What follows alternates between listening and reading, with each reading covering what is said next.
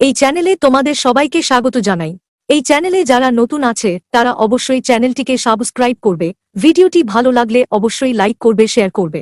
এখন আমরা একটি প্রচলিত গল্প পড়ব। গল্পের নাম কিসের থেকে কি যে হয়।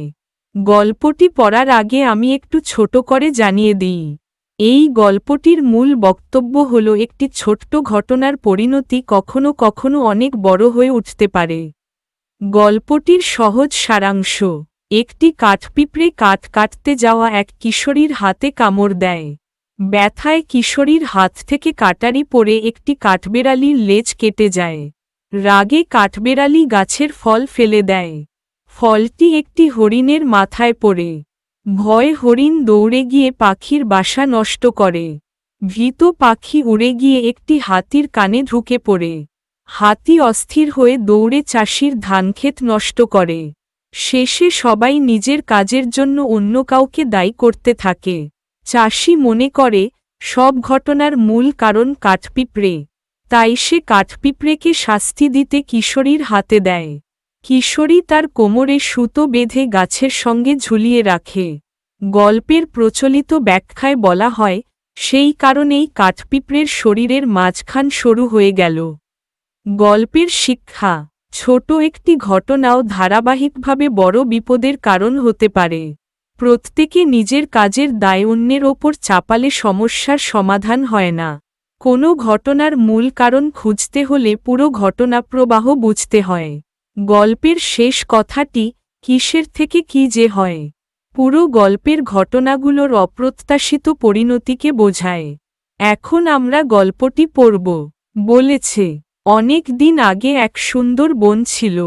কত রকমের পাখি, কত জীবজন্তু। সবুজ গাছে ঢাকা সেই বনের মধ্যে এদিকে ওদিকে কয়েকটি গ্রাম। সেই সব গ্রামে থাকে গৃহস্থ মানুষ। চাষ করে, ফলমূল জোগাড় করে, বনের মধু খেয়ে, কাঠ কেটে বড় সুখে তাদের দিন চলে যায়।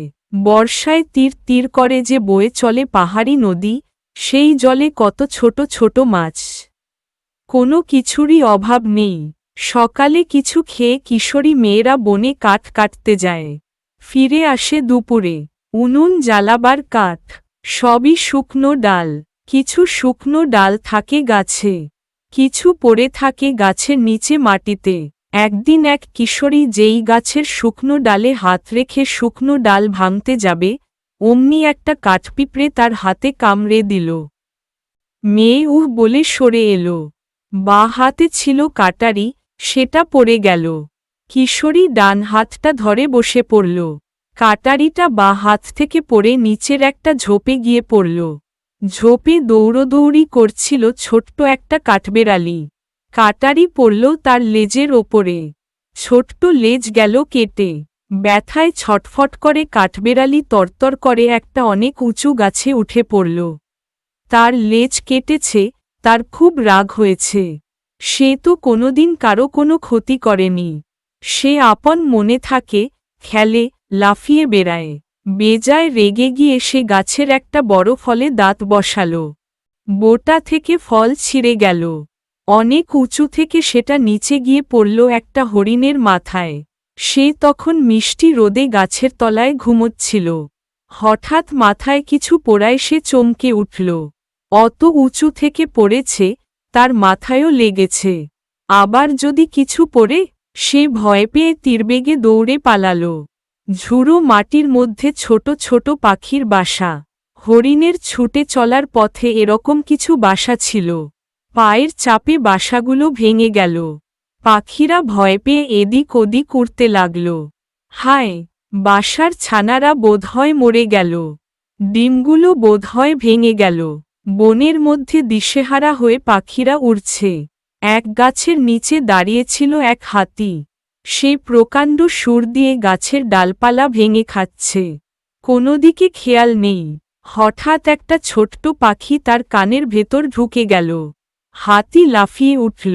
এ কি হলো তার? কানের ভেতর ফরফর করছে। সে মাথা ঝাঁকাতে লাগল, কিন্তু ফরফর বন্ধ হচ্ছে না। ব্যথাও করছে। ভয় পেয়ে হাতি ছুটতে লাগল। ছুটতে ছুটতে সে এসে থামল এক চাষির ফসলের ক্ষেতে। সুন্দর ধান হয়েছে, সোনার রং ধরেছে। আর কয়েকদিন পরেই কাটতে হবে।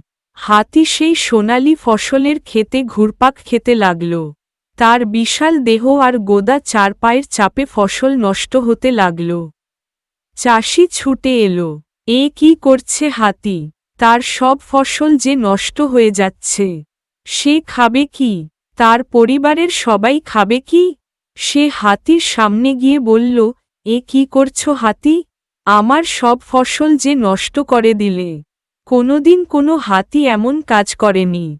হাতি বলল, আমিও কোনোদিন ফসলের ক্ষেত নষ্ট করিনি। কিন্তু আমি যে আর পারছি না। আমি পাগল হয়ে যাব। আমার কানের মধ্যে যে একটা ছোট্ট পাখি ঢুকে রয়েছে। আমি কি করব? চাষি, আমার কোনো দোষ নেই। আমি সহ্য করতে পারছি না। সে কথা শুনতে পেয়ে ছোট্ট পাখি বলল, আমারও কোনো দোষ নেই। আমি কোনোকালে হাতির কানে ঢুকিনি। কিন্তু কি করব? হরিণ আমাদের বাসা ভেঙে দিল। ভয় উড়ে পালাতে গিয়ে না দেখে হাতির কানে ঢুকে পড়েছি।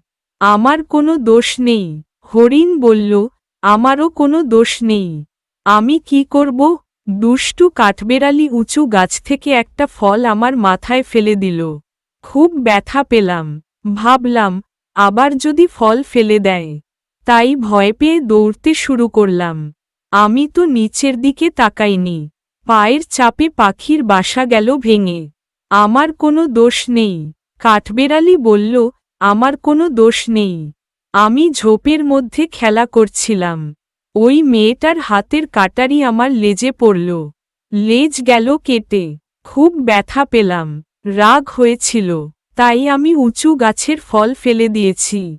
আমার কি দোষ? কিশোরী বলল, আমার কোনো দোষ নেই। বাঁ হাতে কাটারি ধরে ডান হাত দিয়ে আমি গাছের একটা শুকনো ডাল ভাঙছিলাম। কাঠপিঁপড়ে আমার হাতে কামড়ে দিল। যন্ত্রণা হল। বাঁ হাত থেকে কাটারি পড়ে গেল। আমি কি করব? চাষি তখন বলল, সব নষ্টের গোড়ায় রয়েছে ওই কাঠপিঁপড়ে। এই কথা বলেই সে কাঠপিঁপড়েকে হাত দিয়ে চেপে ধরল। ধরে কিশোরীর হাতে দিল। বলল, ওকে শাস্তি দাও। বুঝিয়ে দাও ও কাজটা ভালো করেনি। কিশোরী হাতের তালুর মধ্যে কাঠপিঁপড়েকে চেপে ধরল। হাঁটা দিল বাড়ির পথে। বাড়িতে এসে একটা সুতো দিয়ে কাঠপিঁপড়ের কোমর বাঁধল। তারপর তাকে ঝুলিয়ে রাখল একটা ছোট গাছের সঙ্গে। আর কোমরে সুতো বেঁধে কাঠপিঁপড়েকে ঝুলিয়ে রেখেছিল বলেই সেদিন থেকে কাঠপিঁপড়ের মাঝখানের পেটটা অমন সরু হয়ে গেল। কিসের থেকে কি যে হয়।